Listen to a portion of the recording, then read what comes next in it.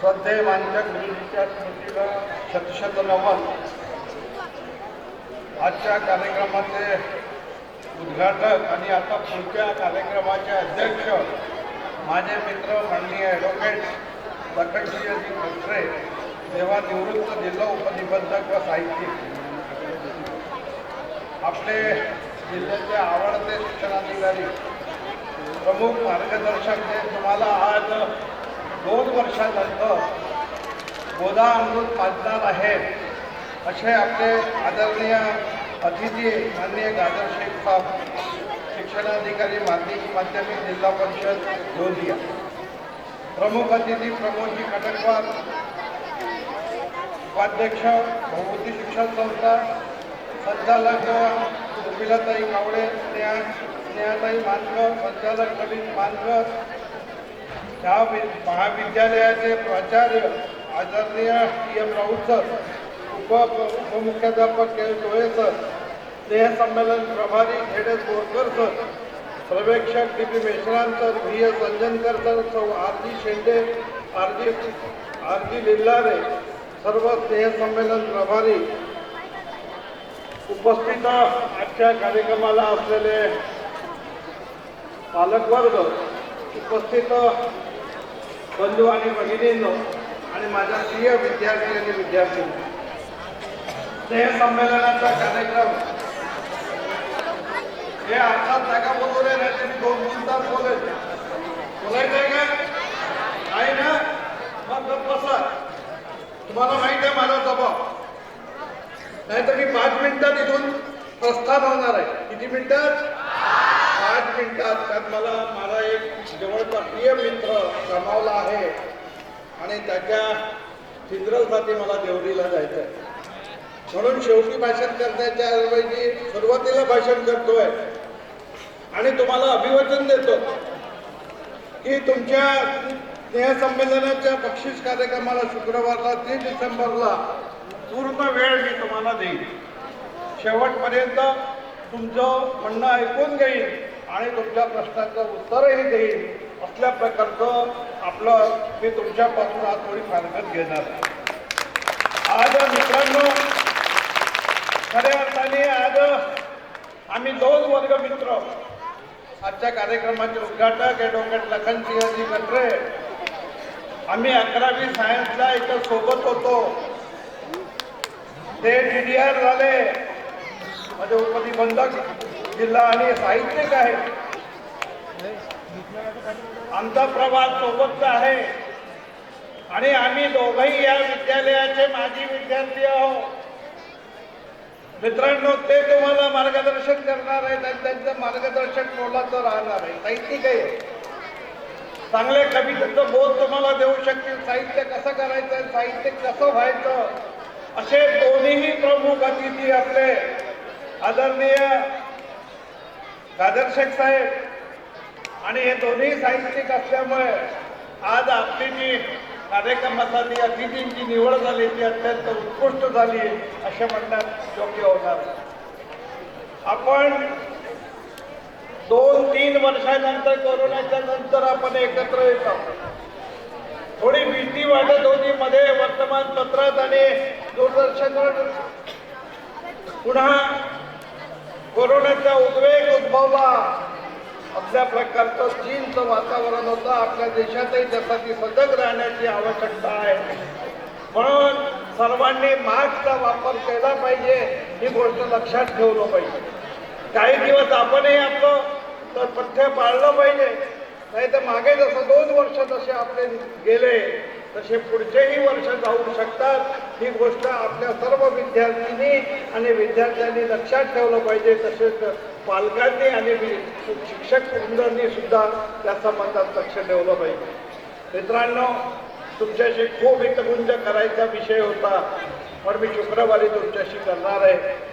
मी माझे मित्र लखनसिंह खत्रे यांना धन्यवाद देतो की ते आता अध्यक्षपद सांभाळतील आणि माननीय भाईजान गाजर शेख साहेबांनी यांना विनंती करतो की विषय पत्रिकेत वेळ जरी तुम्हाला कमी दिला असला तरी माझा संपूर्ण वेळ तुम्ही घेऊन त्या माझ्या विद्यार्थ्यांना चांगलं मार्गदर्शन करावं अशी विनंती करतो. आपल्या थोडक्यात संस्थेचं विवरण ठेवणं आवश्यक आहे. मानकर गुरुजीने 1950 अरे संपवलं नाही राजा, संपवलं नाही, साहेबांना कळलं पाहिजे ना की आपली संस्था आणि आपली शाळा कशी आहे. 1950ला बहुमुखी शिक्षण संस्थेची स्थापना झाली. 1952ला त्या आदर्श विद्यालयाची स्थापना झाली आणि ही आदर्श विद्यालय अत्यंत चांगल्या नावलल्याने रूपाने संपूर्ण विदर्भामध्ये नावाजलेली शाळा आहे हे लक्षात आणून देतो. एवढंच नव्हे तर चोपा आणि कुराळीलाही आपल्या संस्थेच्या शाळा आहेत. ज्युनियर कॉलेज तीनही ठिकाणी आहेत. बहुमुखी महाविद्यालयालाही ज्युनियर कॉलेज आहे. आर्ट्स, सायन्स आणि कॉमर्सचं कॉलेज आहे. त्या ठिकाणी पीजी आणि PhDची लॅब सुद्धा आपल्याजवळ उपलब्ध आहे. म्हणजे विद्यार्थ्याचं संपूर्ण अभ्यास केंद्र या ठिकाणी व्हावं अशी मानकर गुरुजीची इच्छा होती. त्यानिमित्ताने DED, BEd, polytechnic science, pharmacy, diploma in degree एवढंच नव्हे तर मुलांना लवकर नोकरी मिळावी म्हणून ITIA, KK इंग्लिश प्रायमरी आपली शाळा जी होती तिचं आपण CBSE मध्ये रूपांतर केलेलं आहे आणि 1 ते 10 पर्यंतची परवानगी आपल्याला मिळालेली आहे आणि 11 ते 12 ते ज्युनियर कॉलेजच्या परवानगीसाठी आपण CBSE टाकलेली आहे. CBSEची इमारत तयार आहे. अजून दुसरी इमारत तयार करण्याची आपल्याला गरज भासलेली आहे. की आपलं जरी उशिरा आपण CBSE चालू केलं असतं पण शासनाच्या परवानगीने आपण केलं. आपण लोकांसारखं आधी चालू केलं नंतर परवानगी घेतली असं केलं नाही. असल्या प्रकारचा आपला जो संस्थेचा व्याप आहे जो गुरुजीने छोटंसं वृक्ष लावलं होतं तेव्हा वृक्षाच्या रूपामध्ये रूपांतर झालेलं आहे हे खरं आहे. एवढं मोठं चालवत असताना आज ज्या अडचणी आहेत ते साहेबांना सांगायची गरज नाही. आज आपल्याकडे PTI नाही आहे. आपल्याकडे PTI नाही आहे.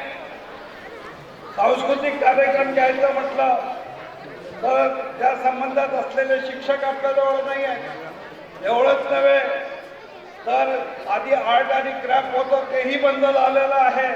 मित्रांनो, या शिक्षणाच्या सोयी विद्यार्थ्यांना गरज आहे आणि ज्याला शिस्तीत आणायचं आहे असे सर्व विभाग शासनाच्या धोरणामुळे हळूहळू बंद होत आहे ही खेदाची बाब आहे. पण आपण त्यालाही निवारून आपण आपल्या शिक्षकांना तरबेज करून ते सर्व आपण चालवतोय. विदर्भामध्ये एकमेव ही आदर्श विद्यालय आहे त्याच्यामध्ये संस्कृत विषय आहे आणि संस्कृत विषयाचे 2 शिक्षक आपल्या इथं कार्यरत आहेत. महाराष्ट्रामध्ये मी त्यावेळेस माननीय आमदार विनोद तावडे असताना युतीचं शासन असताना मुख्यमंत्री देवेंद्र फडणवीस असताना माननीय तावडे साहेबांना विनंती केली होती आणि माझ्या अर्जावर त्यांनी मान्य म्हणूनही लिहिलं होतं. पण तो प्रस्ताव अनेक वर्ष अधिकाऱ्यांच्या मुळे तिथं पडून राहिलं.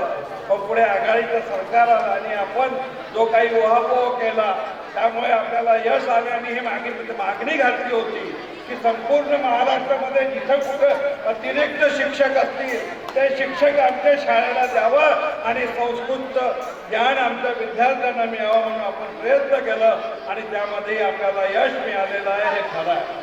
आपण ज्यांच्या पाठीमागं लागतो त्याला आपण सोडत आपण प्रामाणिकतेने आपली संस्था बहुमुखी ही चालवतो आहे. कुठल्याही प्रकारचं भ्रष्टाचार न करता मानकर गुरुजीच्या आदर्शाप्रमाणे लक्ष्मणराव मानकरांनी सांगितलेल्या ध्येय धोरणानुसार आपण बहुमुखी शिक्षण संस्थेची वाटचाल करत आहोत ही आनंदाची बाब आहे.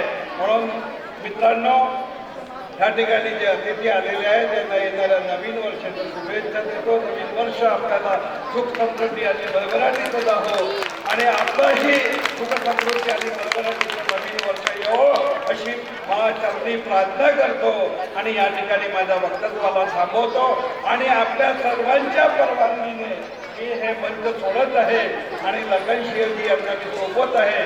दादर साहेबांना मी क्षमा मागतो की आज मी पूर्ण वेळ तुम्हाला देऊ नाही शकलो तरी तुमच्याचे हितगुंज करण्यासाठी नक्की मी तुमच्या चेंबरमध्ये येऊन तुमच्याशी चर्चा करेन एवढा विश्वास व्यक्त करतो आणि थांबतो. भारत माता की